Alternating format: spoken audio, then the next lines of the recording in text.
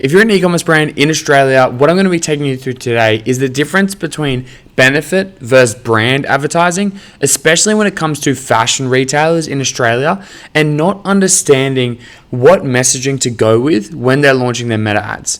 Now, we have a coaching and consulting group along with a full service agency. Now, the full service agency serves 7 and 8 figure businesses, where our coaching and consulting businesses is more for those 5 to 6 figure brands yearly. Now, one of the big things that we always come with whenever we're doing audits for brands is the disalignment between what they're actually trying to build with their fashion brand and then the ads that they're actually running. Now, typically with fashion brands, what we see is a split in the messaging when they're running them at meta advertising.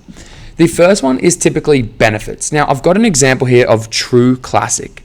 Now, if you're not familiar with True Classic, they're a $100 million brand. They're over in the US, and they've gone from 0 to 100 million within like 3 to 4 years. So it's a really crazy growth.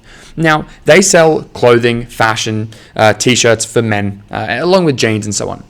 Now, one of their big reasons for success is they come up with these really crazy, wild ads that highlight the product benefits of buying their shirts. Now, they're typically t-shirt blanks, but they do a really great job in highlighting what we call the ownership benefits of the products that you buy. Now, you can see that in this ad here. They've got the number one hack to make your man look 10 years younger. And we didn't invent t-shirts, but we just made them better. They're the perfect fit. They look jacked. They're buttery soft. They're breathable. They won't shrink. Their whole messaging is coming up with everyday wearable t-shirts, clothing. It's not fancy. It's not trying to, build status or anything like that. It's simply to solve a problem, which is t-shirts don't fit well. They're hot and they might be really expensive. And we're going to come out with a product that fits really tight, is breathable, and it's not too expensive, right? So they are leading forward with the ownership benefits of that product. Now, where brands typically go wrong is they don't decide whether they're trying to sell through ownership benefits or sell through brand. Now, what I've got here is an example of a brand called Rhythm Living. Now, Rhythm is an Australian surfwear brand, and they do quite well. They've got retail stores all around the world.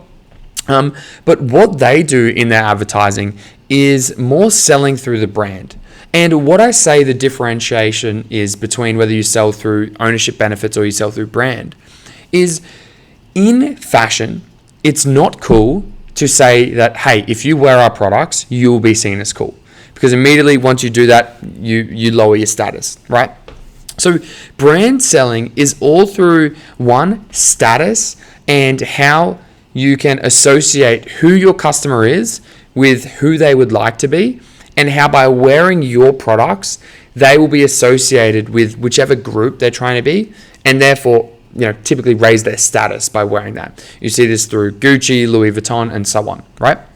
So typically brands that are trying to sell through status have less copy, but they use the creative to mainly communicate the value, which is, hey, if you wear our products, you'll be seen as fitting in with this surf, skate community, and so on. Whereas with True Classic, their main selling proposition in their ads is, hey, this t-shirt is going to solve one of these 3 to 4 problems that every man typically faces when they're buying t-shirts. They don't fit right, they're really hot, they shrink, or they're just too expensive, and guys really don't want to pay that much for that product to be associated with that brand. So this is a good differentiation that I think a lot of fashion brands need to understand, whether they're starting out or whether they're 8 or 9 figures, which is, what am I trying to sell when I'm running my Facebook ads? Am I trying to sell the ownership benefits?